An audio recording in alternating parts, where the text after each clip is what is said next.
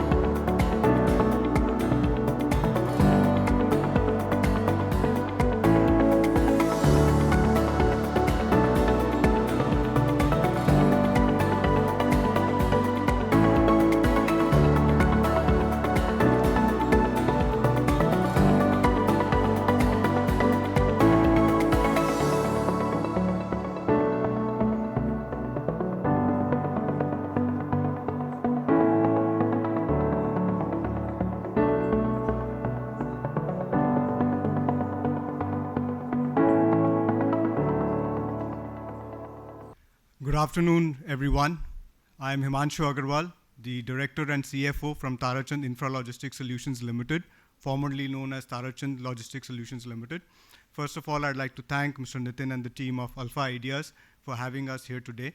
And a big thank you to the entire audience for taking out time to listen to us today. I'll just go over a brief overview of what the company does and how the company's been performing. The corporate video that we presented was an attempt to showcase what we are doing across the country in the various sectors that we are operating. Hope that gave you a brief idea, and this should add to that. So at a glance, the company is operating in 3 different verticals. Predominantly, we are in the infrastructure development and industrial capacity expansion projects across the country. The infrastructure sector, we are working with large projects like metros across cities. There are various metros starting from Mumbai, Bangalore, Ahmedabad, Bhopal, Indore, Delhi. You name the metro, we are there. So thankfully, that's been a wonderful journey so far. I'll just have one request there. I know a lot of you get inconvenienced by the construction that goes on. And agar koi gali do bhi to hame mat dena, it is not because of us. Rather, dua mein yaad rakhna ki we add convenience to speed up the project so that your inconvenience can be removed. That was on a lighter note. Apart from that, we are working with highway projects. We are working with the first bullet train of the country, the Mumbai-Ahmedabad high-speed rail. We take pride that in one of the packages, which is package C6, we were the company to execute the first ever working pile in 2021, right in the midst of COVID. Our team was working there despite the challenges that we were facing. Then in the infra projects, we are working at various large highway construction projects, NHAI projects in even states like Assam, or be it Jammu, or be it in Kerala. So we spread across the country covering these spaces.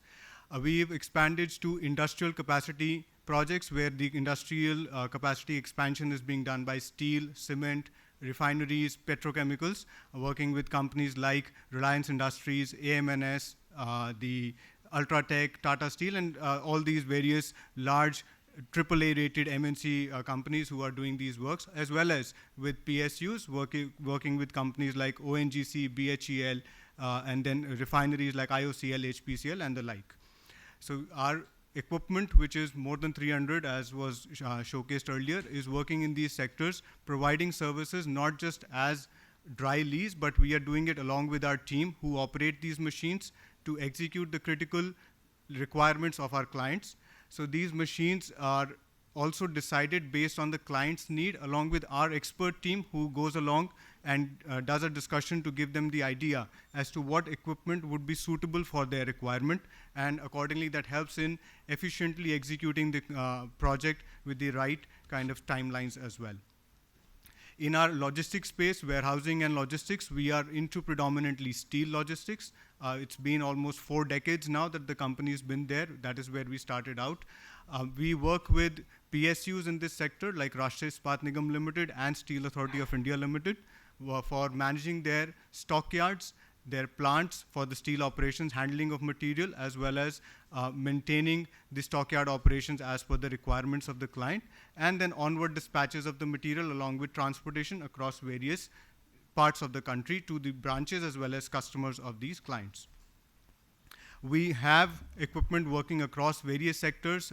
Our teams and equipment working in power, oil and gas, renewable energy, infra, as I already mentioned, urban infrastructure, rural infrastructure, and we are catering to a diverse customer base of more than 52 customers spread across almost 21 states. Our video said 19, but we are now in 21 states across the country, and at any given point in time, we almost have more than 50 live states and a team of more than 600 people, apart from contractual workers, who are executing the various projects across the country.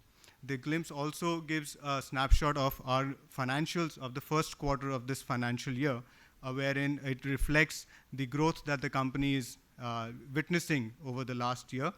The first quarter has been one of the best for the company. It has been rather the best quarter, the best results so far, quarterly results so far, which are highlighted here again.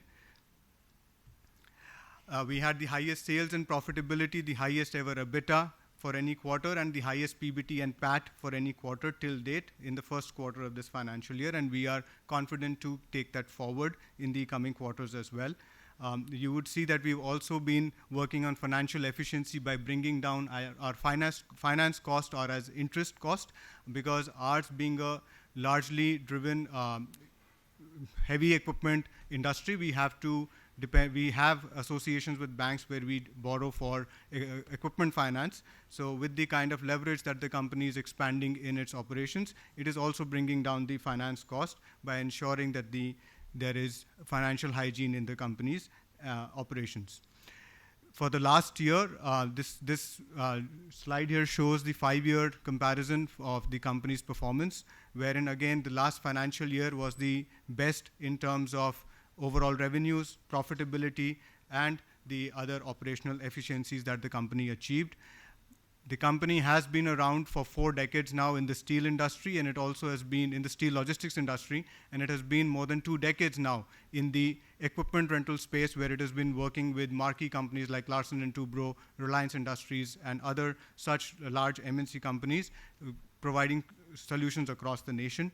Our last year's EBITDA of 41.5 crores was 29% from the previous year, and that has also helped to take forward the momentum in the Q1 of this financial year. This again highlights the financial highlights of the company for the last 5 years. The company's gross block has also been expanding over the years as we keep doing capex. Last year we did a capex of about 47 crores. The gross block reached 236 crores, with the net block being at 144 crores. The capex was 48 odd crores last year.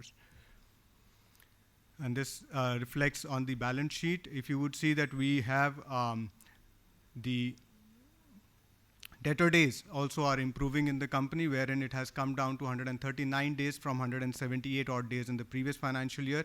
It is the company's target that in this financial year itself, we would bring down the debtor days to within 100, or at least at about 100, with the kind of financial efficiency and hygiene that we've brought into our processes and in the selection of clientele that we have been doing over the last couple of years. The key performance indicators that have been there for the last few years that are driving the results. The EBITDA has been growing. The last financial year, we saw the EBITDA at 41.5 crores, which was at 29%. It was at 29%. The gross block, as I mentioned, is at 236 crores. The loans repaid, we repaid loans of about 41 crores last year, and the secured borrowings came down to 73 crores from 82 crores. The finance cost, as I mentioned earlier, has also been reducing.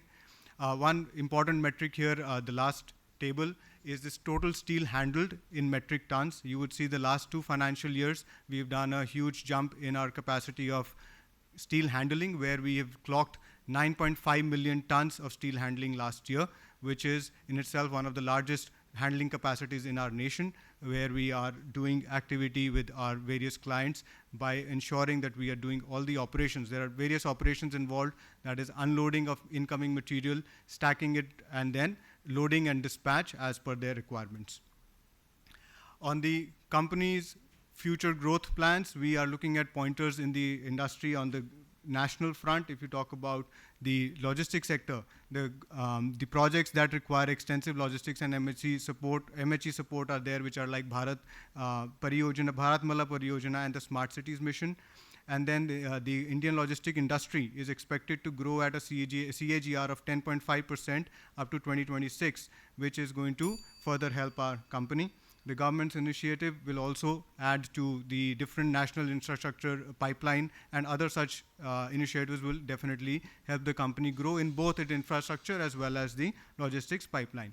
To give you an idea of where we have come from and where we are today, we began in 1980 as a proprietorship company, primarily into trading of steel, and the company has then ventured into being a service provider, with 1991 being the debut year for its contractual services with Steel Authority of India Limited, and we are very proud. It's been 3 decades and we've been associated with that client till date, and we keep adding orders with them, as well as there have been new clientele added over the years.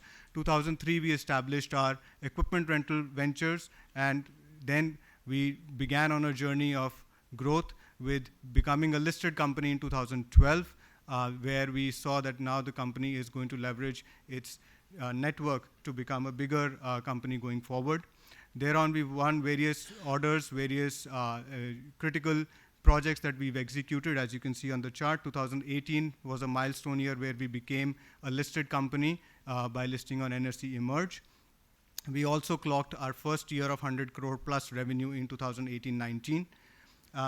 Thereon, we have been adding on various different projects, and as you see, we also secured a very large order of 160 odd crores from Rashtriya Ispat Nigam Limited in the year 2020, where we are working with the central dispatch yard of Rashtriya Ispat Nigam Limited.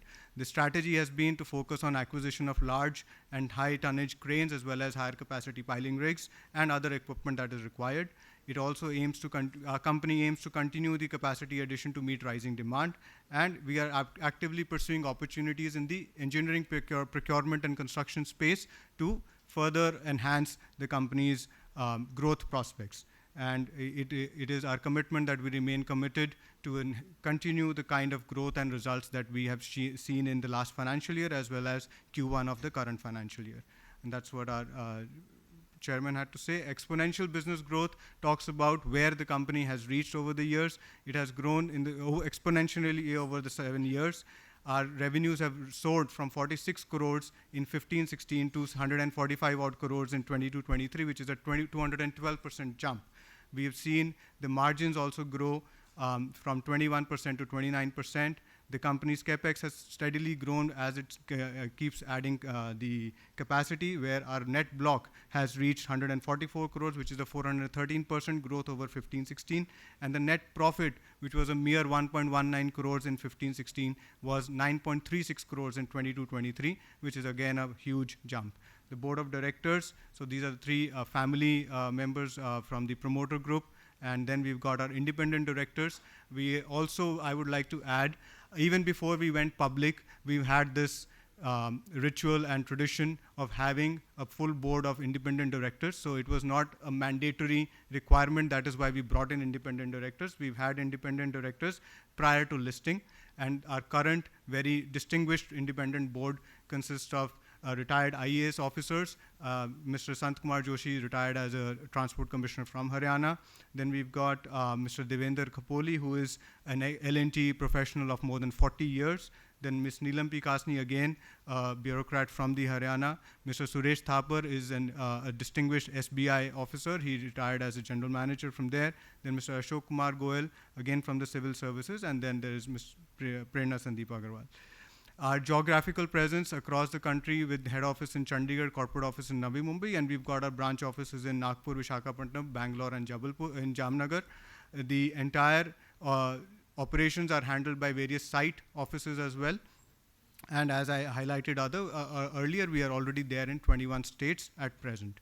The fleet size of 300 odd machines is divided into various machines, wherein the large cranes are about 69, and there are 25 piling and earthwork machinery, 80 trailers, the aerial platforms, there are smaller pick and carry cranes, there are 10 rubber tire gantry cranes. These rubber tire gantry cranes are being used for steel handling operations, which is leading to efficient operations, bringing down costs and leading to more customer satisfaction and our clients. And we are the only company in this country, a privately owned company, publicly owned company, a private enterprise providing services through rubber tire gantry cranes. There is no other company in the private space doing that. Other rubber tire gantry cranes are owned by PSUs.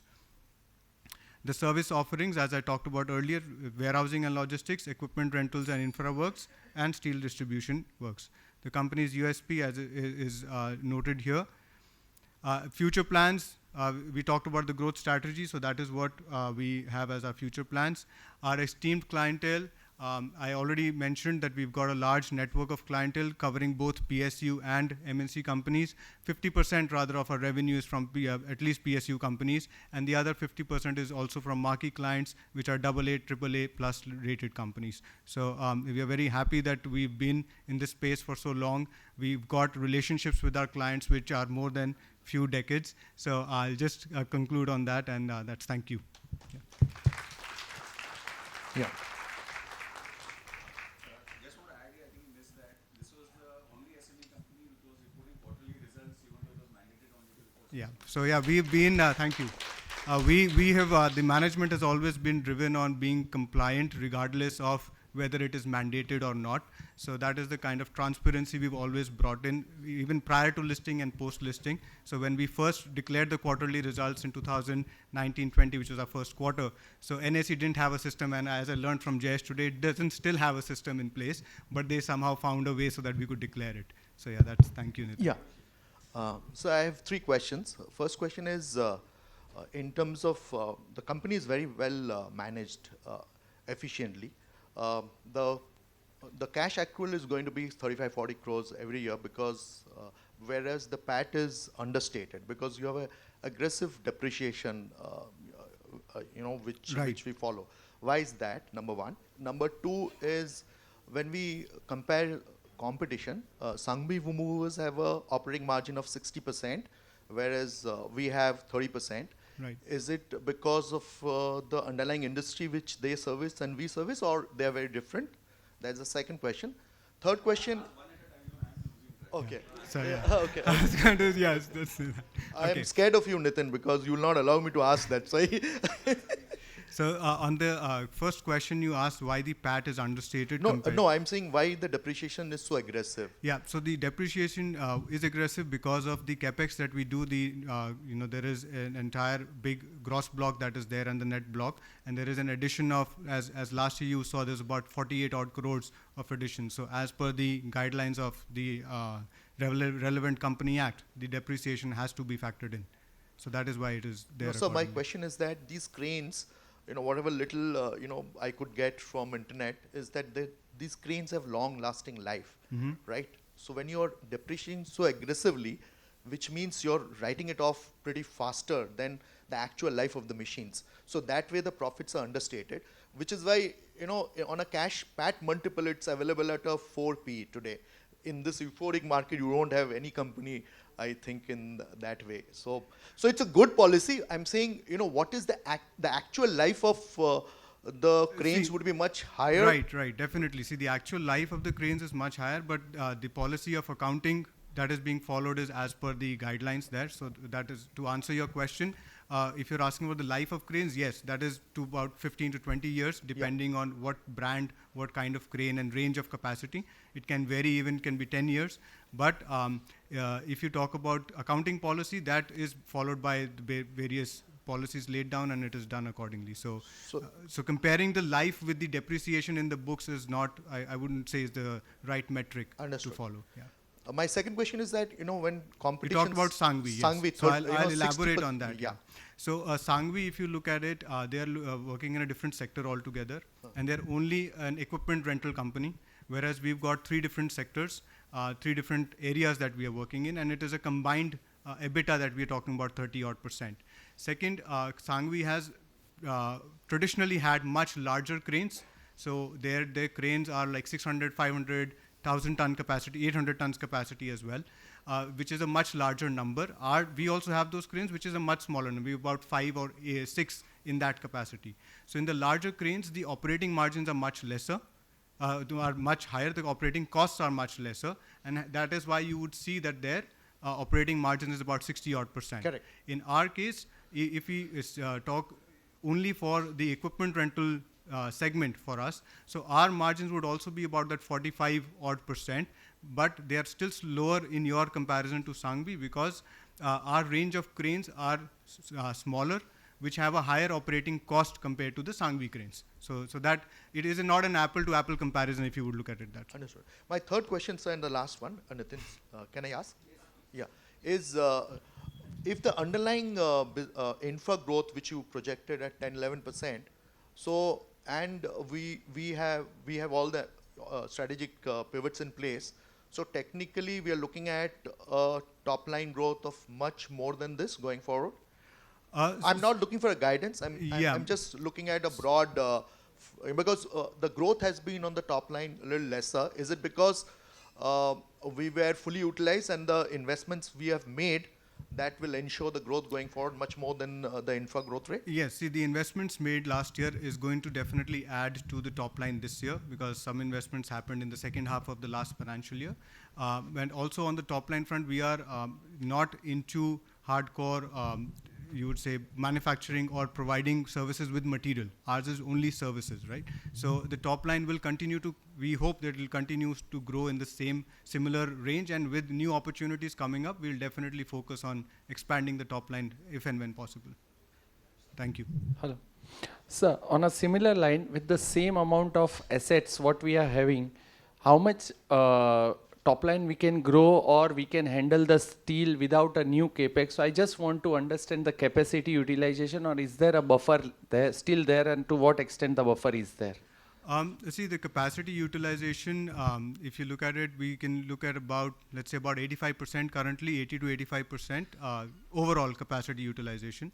So that buffer is there. And in the steel logistics sector, it doesn't require too much of heavy the capex, because a lot of it is done by the smaller pick and carry cranes, trailers, and as I said, rubber tie gantry cranes, which we've already got in our fold now.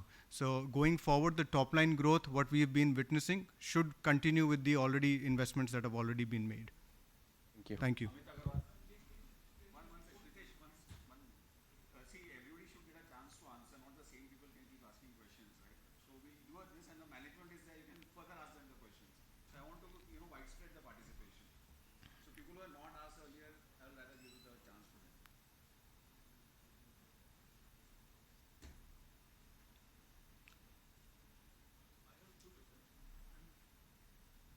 I have two questions. Yeah. One, what is the portion of rental and material handling?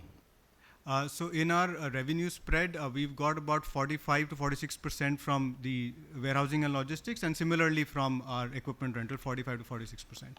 Secondly, we have seen the fluctuation in rental, I think. Somewhere, it's getting fluctuation, like market demand and supply.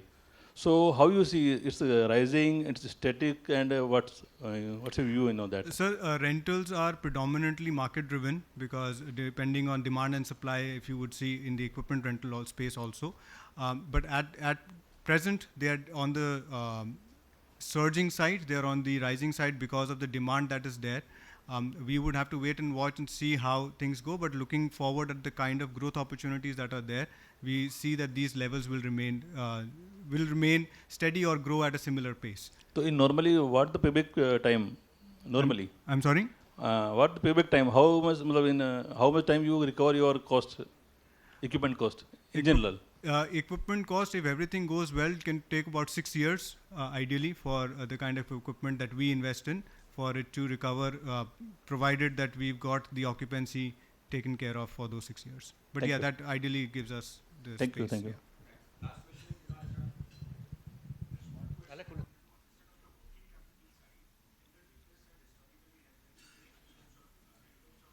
I'm not able to hear you clearly, actually. Just wanted to understand the working capital cycle. Basically, how is it? And historically, have we seen any write-offs considering the data cycle we have, or how should one look at that? Yeah, that's the only one. So on the debtors front, we've had challenges over the last 2 financial years, prior to the previous financial year, where COVID was very rampant. So there, because of our work still going on in the infrastructure as well as logistics space, work was going on, the revenues were happening. But because of the end results not being met by our clients, we did have challenges on idling time, on having to sit across the table and discount certain revenues or write off revenues as well, which we've declared during our annual declaration of results. So write-offs have happened because of reasons where it has been such that COVID induced reasons. Otherwise, we've not had cases where we've had to write off on regular basis. On the debtor days, they are coming down, and they were definitely elongated during the COVID era and post-COVID. But last year we brought it down by about 35 days. And as I said, we are targeting to bring it down further to within 100 days, which is the kind of industry standard for us. Thank you. Thank you so much. Thank you everyone. See, wait. The management will be here, so any questions you want. I'd like to request Vinay Kumar ji. Vinay ji, please come on stage. Sir is a industry veteran in both steel logistics and cranes. I'm very happy he's come. I think Himanshu, your better half is also here. Please come.